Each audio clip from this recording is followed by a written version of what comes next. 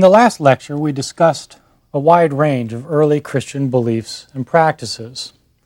We saw that there were Christians in the 2nd and 3rd centuries who subscribed to beliefs that strike many of us as bizarre, beliefs that there were 2 gods, or 30 gods, or 365 gods. We saw Christians who thought that Jesus' death had no significance for the salvation of the world, Christians who said that Jesus never died. We saw Christians who had scriptures of a variety of kinds, different kinds of gospels, epistles, apocalypses, which they claimed were written by apostles, and yet were not included within the canon of the New Testament. In this lecture, we're going to begin looking at specific Christian groups with specific beliefs rather than considering them more broadly. I've chosen in this lecture to consider one of the very earliest Christian groups that we know about, a group that has been called by modern scholars the Ebionites.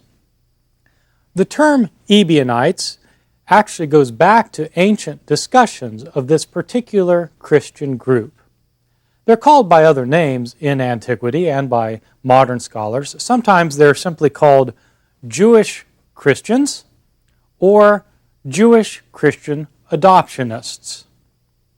They're called Jewish Christians because, as we'll see, this particular group of Christians was made up of people who were Jewish themselves, who were born and raised Jewish, and who insisted on continuing being Jewish, following Jewish practices and customs. They're called Jewish Christian adoptionists because, unlike other Christian groups, these people maintained that Jesus was not himself a divine being, but that he was a human being who had been adopted by God to be his son.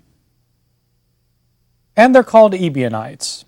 It's not clear why our ancient sources referred to them as Ebionites. Some of our ancient documents suggest that they were called this because the leader of this group happened to be somebody named Ebion, and so they called them the Ebionites. It's more likely, though, that the term Ebionites goes back to the ancient Hebrew word for the poor. The Hebrew word for poor is Evion, and it may be that the Ebionites accepted this designation, those who are poor, the Ebionites, because perhaps they believed in voluntary poverty, in giving up their goods and possessions for other people so that they could live simply following the suggestion, the teachings of Jesus. And so we're not quite sure why they were called Ebionites, but that's what we'll be calling them in this lecture. The term, though, is synonymous with Jewish Christian adoptionists. We know about the Ebionites principally from the writings of the Church Fathers. The term Church Fathers refers to the writers in early Christianity who came to be later embraced as advocates and theologians of the true understanding of Christianity. And so the Church Fathers is a collection of writers from as early as the 2nd century on up through the 6th century or so, who are understood to be the early writers who embraced theologies that came to be orthodox within Christianity. The Church Fathers are our sources for the Ebionites. They describe who the Ebionites were, and they condemn the Ebionites as a group of heretics, representing one of the major heresies of the early church, a group that opposed orthodoxy. I've used some important terms that I need to define, especially the terms orthodoxy and heresy, 2 terms that will be important throughout this course of lectures. The term orthodoxy comes from 2 Greek words, which literally mean something like right opinion or correct belief. Orthodoxy, then, is the set of beliefs that is determined to be right, to be correct. The term heresy comes from a Greek word which means choice. A heretic, according to the etymology of the term, a heretic is somebody who has chosen not to believe the right beliefs. So orthodoxy, correct beliefs, heresy, choosing not to believe the right beliefs. As you might recognize, accepting the etymology of these terms as the definitive meaning of the terms is somewhat problematic. It's problematic because everybody thinks that they have the right beliefs. That's why they believe what they believe. In other words, everybody thinks that they are orthodox. If somebody thought they believed the wrong beliefs, they would simply change their beliefs to believe something else. And so by definition, we all think we hold the right beliefs. And so by that definition, we're all orthodox. But once you say everybody is orthodox, then no longer does the term have any meaning. And nobody thinks that they're a heretic. They may know that they diverge from commonly accepted beliefs, but they don't really think that they've chosen to believe the wrong beliefs. And so it's very difficult for a historian to use these terms, orthodoxy and heresy, in a way that coincides with their etymology. So historians have tended to use these terms in a different way, referring not to right beliefs that some people have and wrong beliefs that other people have, but to use the terms to refer to the group of people that ended up deciding what would be the definitive beliefs. You call that group orthodox. So orthodox people are those who hold to the beliefs that others have decided are the right beliefs. Heretics, then, are people who have diverged from these right beliefs to believe something else. And so in this course of lectures, that's how I'll be using the terms as referring to the dominant group of early Christianity, Orthodox, and aberrant groups that held other beliefs. I'm not saying that I think that the Orthodox were right and the heretics are wrong. I'm not taking a stand on any truth claims about God. As a historian, I have no access to who was right and who was wrong in the disputes about whether there's one God or two gods or 365 gods. I have my personal beliefs, but as a historian, I don't have access to these sublime truths any more than anyone else does, and so I'll simply use the terms orthodoxy to refer to the dominant form of Christianity, heresy to the aberrant views. There's a third term that I should define, which is a synonym for heresy that's probably a better term. It's the term heterodox. Heterodox is a word which, again, comes from two Greek words which mean another belief. Another belief. That's probably a better term than heresy. It doesn't have the same kind of negative nuance that heresy has, and so occasionally I'll talk about heterodoxy as well as heresy. One other term I need to define for our period is made necessary by the circumstance that what I'm calling orthodoxy is the point of view that became dominant in early Christianity when I'm talking about Christianity before that point of view became dominant. In other words, calling somebody orthodox in the 4th century makes sense because by that time Christians had decided what the dominant form of belief would be. But what do you call people who held that point of view, who held that belief before it became dominant? I'm going to use a term that scholars have come up with, which is simply proto-orthodoxy. Proto-orthodoxy refers to the set of beliefs that was going to become dominant in the 4th century, held by people before the 4th century. And so proto-Orthodox Christians are people who hold to these beliefs that eventually were going to become dominant. Of course, they had no way of knowing that their views were going to become dominant. I assume they thought they would become dominant. But the points of view that heretics held, the heretics thought those points of view would become dominant as well. But historically, I'll simply refer to orthodoxy as the dominant belief, proto-Orthodoxy as those who held those beliefs ahead of time, before they became dominant. The Ebionites were later branded as heretics by the proto-Orthodox. That's a shorthand way of unpacking what I've just been trying to explain. Ebionites were later branded as heretics by the proto-Orthodox. As it turns out, from a historical perspective, this condemnation of the Ebionites is somewhat ironic because the perspectives that they held appear historically to have been closer to the views of Jesus' own apostles than those that ended up becoming embedded in the Nicene Creed that came out of the Council of Nicaea in the year 325 and other forms of orthodoxy. We will be dealing with an irony in this particular lecture, that the Ebionites are condemned as heretics, even though their point of view does historically appear to be closer to the original view of Jesus and his apostles. That's one of the issues we'll be dealing with in this lecture, about how that came about.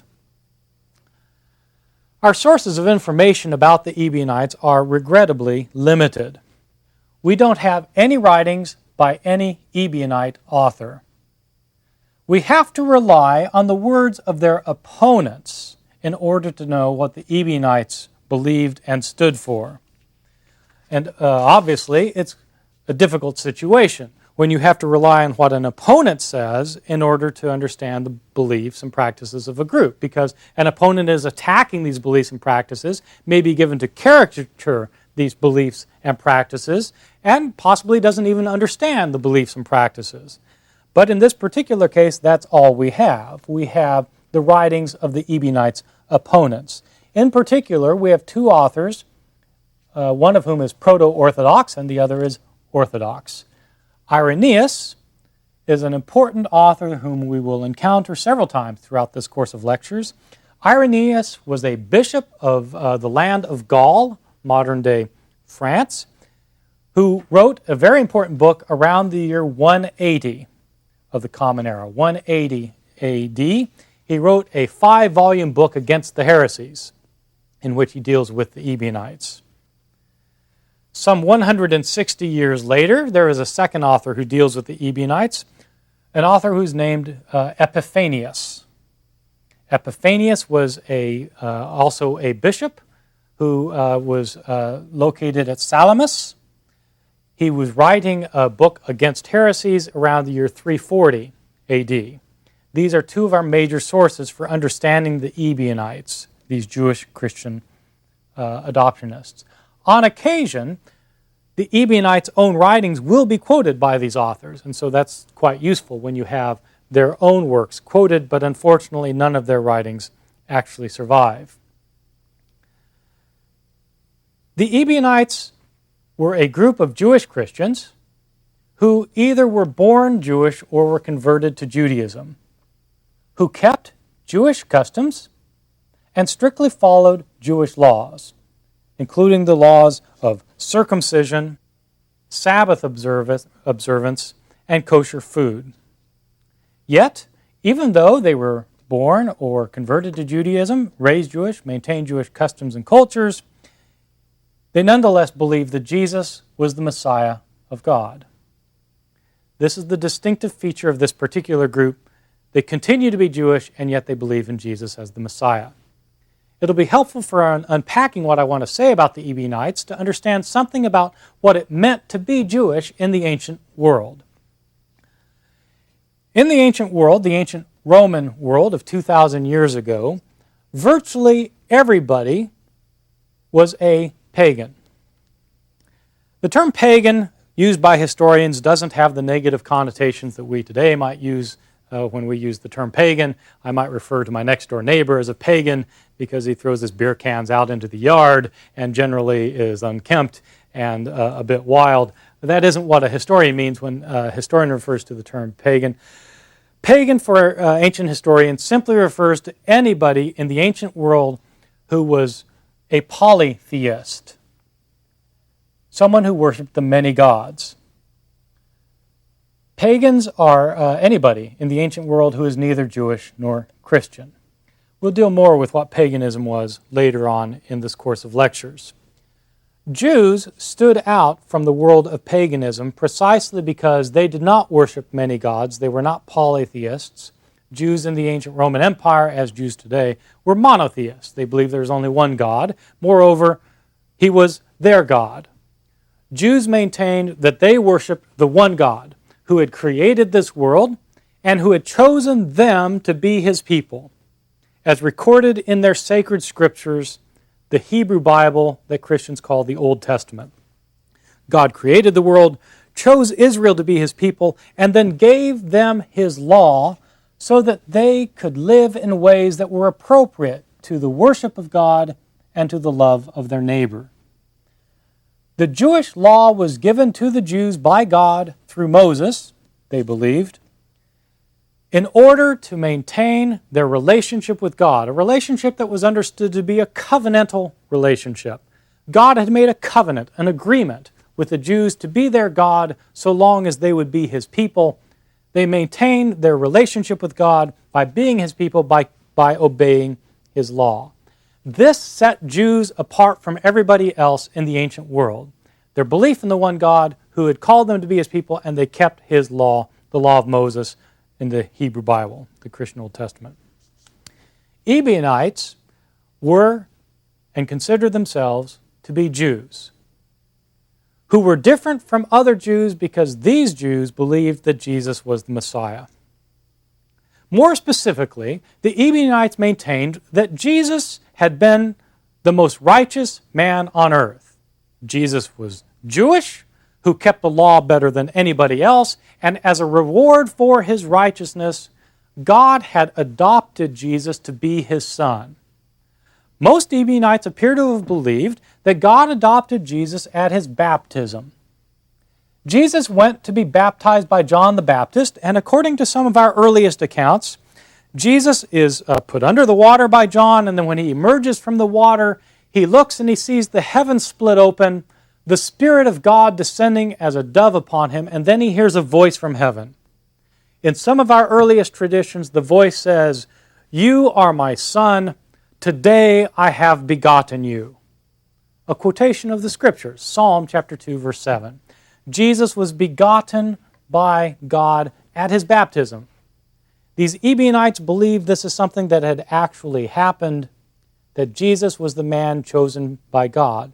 But chosen for what? He was chosen to fulfill a specific task. He was to fulfill the Jewish expectations of the Messiah by dying for the sins of the world. These Ebionites maintained then that Jesus fulfilled His mission by going to the cross as God asked of Him. And as a reward, God then raised Him from the dead.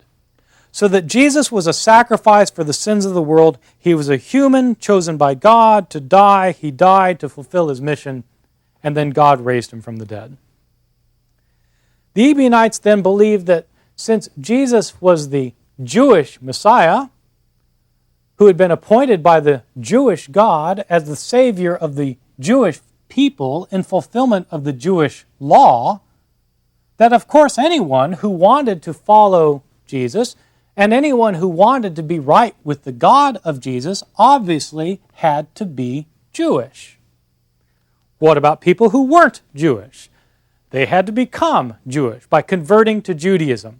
For the Ebionites, Christianity is a Jewish religion, not a pagan religion, not a Gentile religion, not a religion of the non-Jews, the Gentiles. It's a religion of the Jews.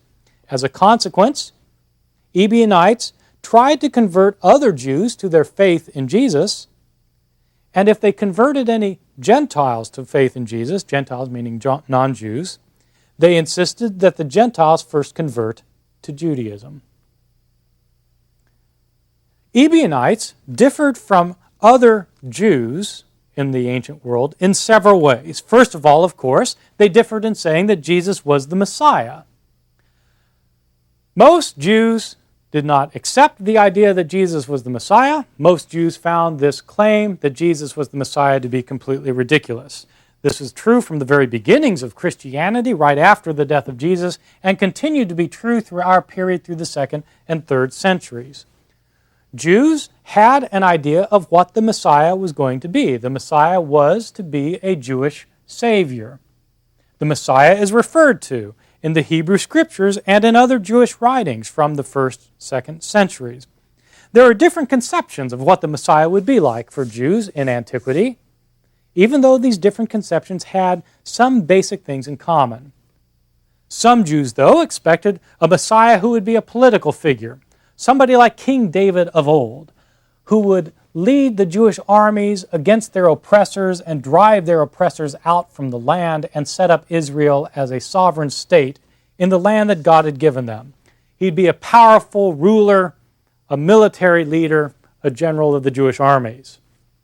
Other Jews thought that God would send a Messiah not as a human figure, but as a kind of a divine figure, a great, powerful, cosmic Savior from heaven who would overthrow the powers of evil to bring in God's good kingdom. And other Jews had other expectations of what the Messiah would be like. The one thing all the Jews had in common in expecting the Messiah, though, was the Messiah would be somebody who was great and powerful, who could overthrow God's enemies. For anybody to say that Jesus was the Messiah struck most Jews as completely absurd. Jesus didn't head the Jewish armies. Jesus didn't overthrow the Romans. Jesus didn't set up a kingdom in Jerusalem. Jesus didn't come on the clouds of heaven to destroy the forces of evil. Jesus was an itinerant teacher from Galilee who was handed over to the Roman authorities who crucified him. This crucified man is the Messiah? Most Jews found the claim to be absurd. Ebionites, though, maintained that yes, Jesus was the Messiah, who was to save the people not by leading them to some kind of political victory or not by overcoming the forces of evil by coming from heaven. He overcame the power of sin by dying on the cross, as God had commanded him. For these Ebionites, Jesus was the Messiah. That made them quite different from other Jews in antiquity. They were different from Jews in a couple of other ways as well. For one thing, these Ebionites maintained that since Jesus had died for sins, he was the perfect sacrifice for sins. So, Jews who were Ebionites no longer believed in performing sacrifices. As you probably know in the Hebrew Scriptures, Jews are commanded to perform sacrifices to God in the temple in Jerusalem. These Ebionites maintained that since Jesus was the perfect sacrifice, there's no need for any further sacrifice.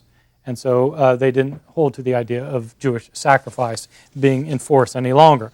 Moreover, since it was the case that most people in the ancient world ate meat only when it had been sacrificed in a religious ceremony, and since these Jews don't believe in sacrifice, Jewish Ebionites were necessarily vegetarian.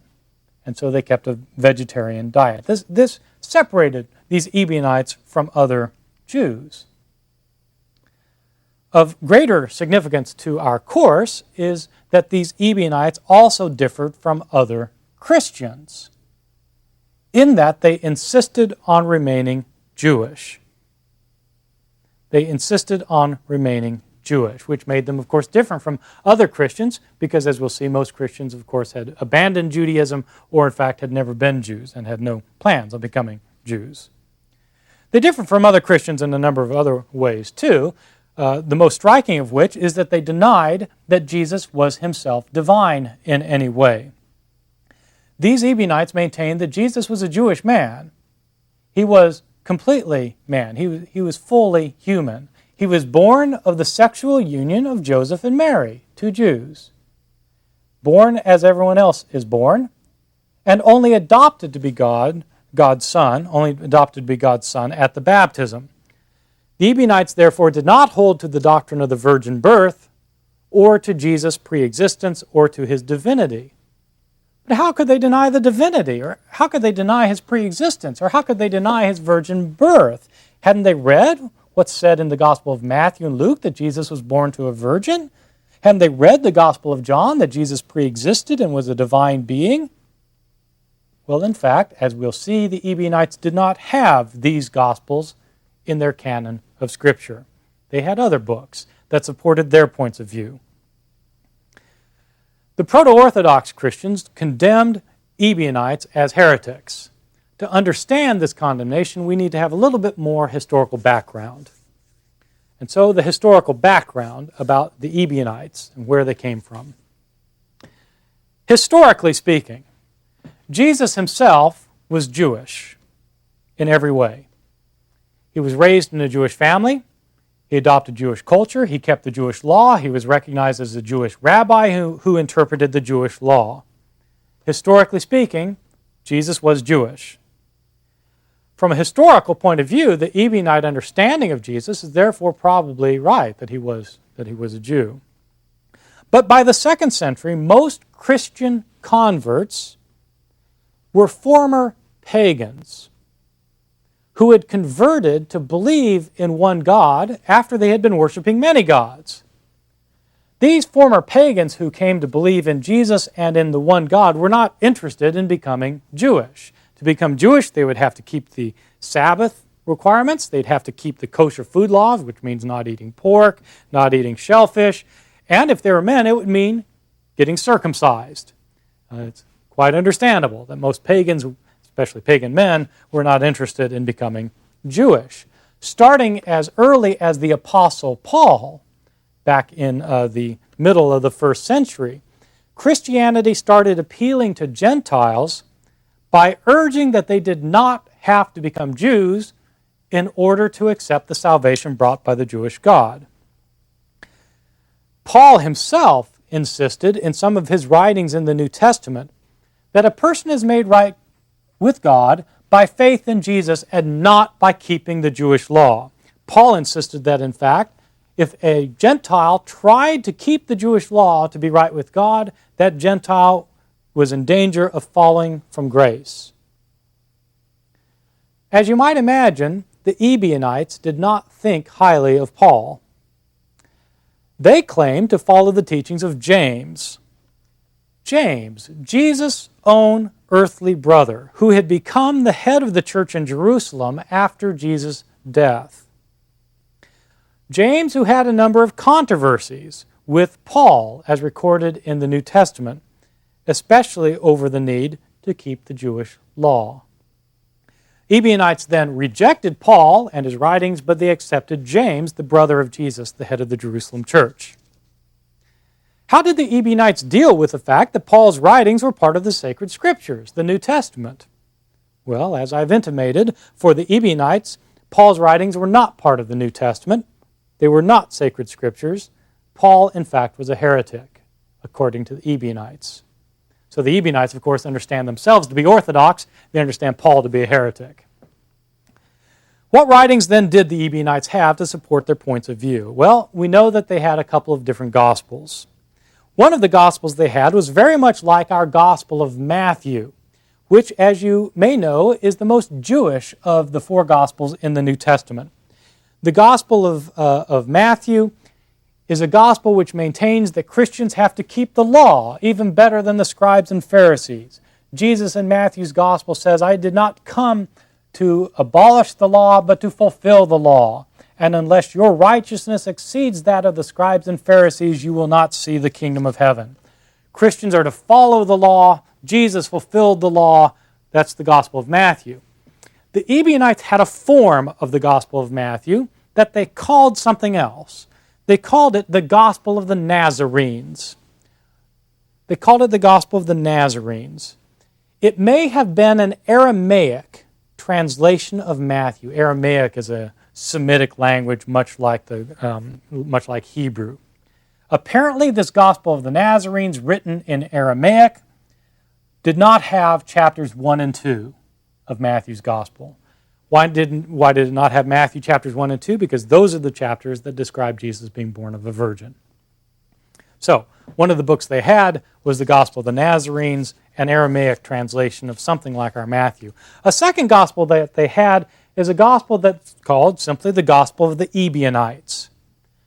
The Gospel of the Ebionites is a very interesting gospel because it appears to have originated by taking Matthew, Mark, and Luke and splicing them together in places, leaving out portions that were not amenable to the Ebionite understanding of Jesus.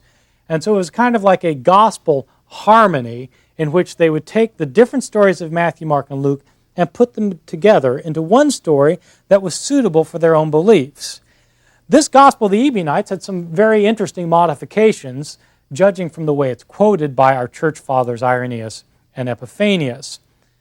One of the most interesting emphases in this gospel has to do with the vegetarian diet of the Ebionites. As you recall in the gospel stories, John the Baptist, the forerunner of Jesus, is said to have had a diet in the wilderness of locusts and wild honey, which has not attracted too many people to become followers of John the Baptist in the modern period, since eating locusts and wild honey doesn't sound all that appetizing. But as it turns out, in the Gospel of the Ebionites, there is a slight change. If you take the word locusts in Greek and you change one letter, you change it to the word pancake. In the Gospel of the Ebionites, John the Baptist is said to have eaten pancakes and wild honey, which is both more appealing and vegetarian.